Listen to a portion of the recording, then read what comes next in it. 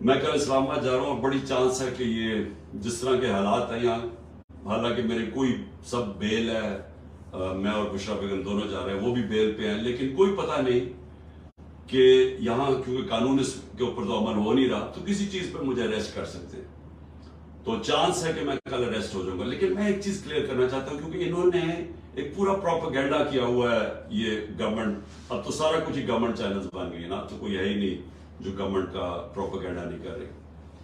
دیکھیں سمجھ جائیں کہ کیس ہے کیا، تاکہ آپ کو ساروں کو ایک القادر یونیورسٹی کا کیس سمجھ آ جائے۔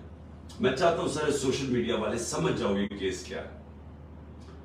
کیس یہ ہے کہ میں نے فیصلہ کیا تھا کہ میں سیرت النبی کے اوپر اس ملک کی فیوچر لیڈرشپ ڈیولپ کرنے کے لیے وہاں ریسرچ کروائیں، ایک یونیورسٹی بنائیں القادر کی، ساتھ اس میں ماڈرن ٹیکنالوجیز، اس میں آرٹیفیشل انٹیلیجنس وغیرہ وہ بھی ہم پڑھائیں۔ لیکن اس کا مقصد یہ تھا کیونکہ وہ دنیا کی تاریخ کے سب سے بڑے لیڈر تھے، فیوچر لیڈرز پروڈیوس کریں پاکستان میں، ان کی سیرت کے اوپر، ان کی کوالٹیز کے اوپر، کہ کبھی ہم نے اس کے اوپر کوشش نہیں کی۔ اپنے لوگوں کو ہم دینی باتیں کرتے رہتے ہیں، ان کی دینی سائڈ، لیکن ان کی زندگی، ان کی جو سنت ہے اس کو عمل میں لانے کی کوشش نہیں کرتے۔ تو یہ مقصد تھا اس یونیورسٹی کا۔ اس کے لیے ملک ریاض نے کہا میں سپانسر کرتا ہوں اس کو۔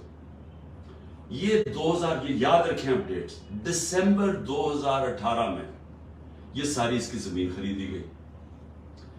مئی کے اندر میں نے اس کی اوپننگ کی، اس کی گراؤنڈ بریکنگ کی، مئی 2019 میں۔ یہ ڈیٹس یاد رکھیں۔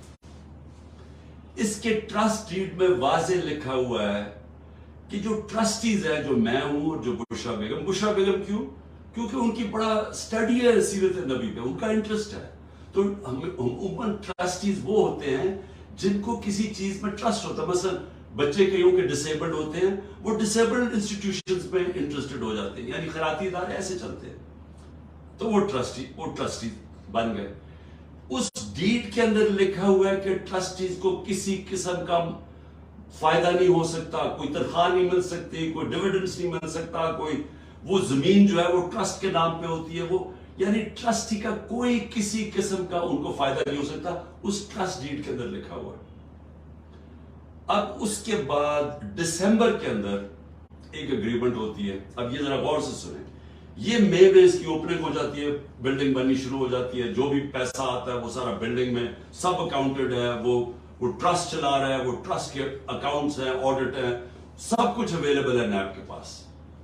اب ہوتا کیا ہے کہ دسمبر کے اندر ایک اگریمنٹ سائن ہوتی ہے ملک ریاض کی اور انگلینڈ کا، جس کو NCA کہتے ہیں، ان کا ایک ادارہ ہوتا ہے انگلینڈ کے اندر، اس کے بیچ میں اگریمنٹ سائن ہوتی ہے۔ انہوں نے ملک ریاض کے اکاؤنٹس فریز کیے ہوتے ہیں کہ سسپیکٹڈ ٹرانزیکشن ہے، یعنی ہم سسپیشس ٹرانزیکشن ہیں، ادھر انہوں نے اکاؤنٹ فریز کیے ہوتے ہیں۔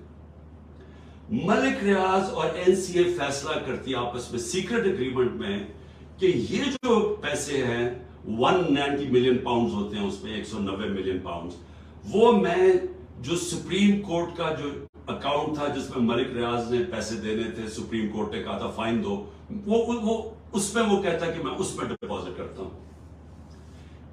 کیبنٹ کے سامنے 3 دسمبر کو، یعنی اب یہ ٹرسٹ شروع ہوا ہے، 3 دسمبر کو اگریمنٹ آتی ہے کہ جی کیا آپ یہ کانفیڈینشیل، اگر ملک ریاض اور NCA کے کانفیڈینشیل اگریمنٹ کو مانتے ہیں تو یہ 190 ملین پاؤنڈز پاکستان کے اندر آ جائے گا سپریم کورٹ کے اکاؤنٹ میں۔ لیکن اگر آپ یہ نہیں مانتے اور آپ چاہتے ہیں کہ اس کو کنٹیسٹ کرنا ہے تو پھر آپ کو انگلینڈ کے اندر اس کے اوپر کیس کرنا پڑے گا۔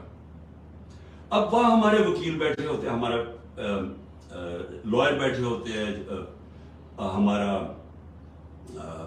لا منسٹر بیٹھے ہوتے ہیں، وہ ایڈوائز کرتے ہیں کہ پاکستان $100 ملین باہر لٹیگیشن میں ہار چکے ہیں اب تک، اور کوئی چیز ہم باہر سے ریٹریو نہیں کی، تو ہمیں باہر پہلے ثابت کرنا پڑے گا کہ یہ پیسہ پاکستان سے منی لانڈرنگ ہو کے آیا ہے، پھر اور یہ 5-6 سال کیس چلے گا، اور پھر اگر آپ کیس ہار گئے تو یہ پیسہ انگلینڈ میں رہ جائے گا۔ یہ کیبنٹ کے سامنے یہ فیصلہ آیا، یا آپ $190 ملین پاؤنڈ لے لیں اور پاکستان کی سپریم کورٹ میں چلا جائے، اور یا پھر یہ پیسہ آپ کنٹیسٹ کرنا چاہتے ہیں تو کیس کر کے انگلینڈ میں اپنی کریں، اور اگر آپ جیت جاتے ہیں 5-6 سال لگیں گے پاکستان آ جائے گا، لیکن اگر آپ نہیں جیتتے تو وہ انگلینڈ میں رہ جائے گا۔ یہ تھا فیصلہ۔ کیبنٹ فیصلہ کرتی ہے کہ جی ہمیں 190 ملین پاؤنڈ آ رہا ہے، کبھی اتنا پیسہ آیا نہیں، ہم ایکسیپٹ کر جاتے ہیں۔